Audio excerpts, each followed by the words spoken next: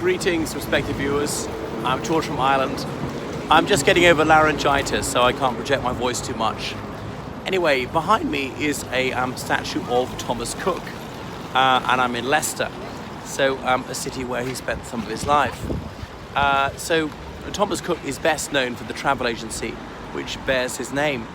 And so he grew up not too far away from here. He was a middle-class businessman, and he was involved in one of the dissenting Protestant denominations. I don't know whether it's Congregationalist, Baptist or such like, but they used to organise excursions, these away days, not related to worship, just to socialise.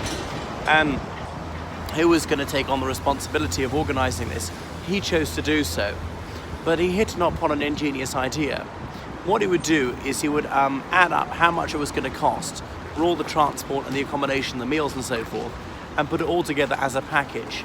I mean, people would just pay one price and it was all done for them. And so he did it. And so the first ever package holiday was born. And they took off from Leicester Station, which is just back there. You can see kind of the corner of it. So that was in 1841. And on the basis of this, he began organising more trips, even for those who were outside his church group, all over longer and longer stays. And by the end of his life, he was organising multi-week excursions to the Middle East. So he ended up a very wealthy man, and he died in 1891. And his travel agents only just died about a week ago. Unfortunately, Thomas Cook went bust, who was thriving for well over a century, had its own airline indeed. You'd only fly on the airline if you go on a Thomas Cook holiday to another destination, go to the Caribbean, go to nearby European countries. That was Thomas Cook. It was towards the lower end of the price range. Of course, he came along just the right time in history for this to happen, because the railway network by the 1840s crisscrossed the United Kingdom and increasingly Western Europe. There was a steamship as well.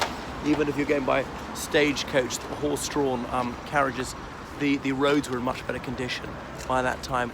Waterways, not just steamships on the sea, but up and down rivers.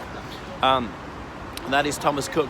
The British government declined to come in and save his company, and has somehow paid to evacuate those who've been trapped. The airline's bust is not going to fly them back. On the other hand, you should say, well, you should have taken out travel insurance. Well, perhaps they did, and that doesn't necessarily cover that. Or maybe they didn't. There is an argument to say that's your problem, we're not saving you.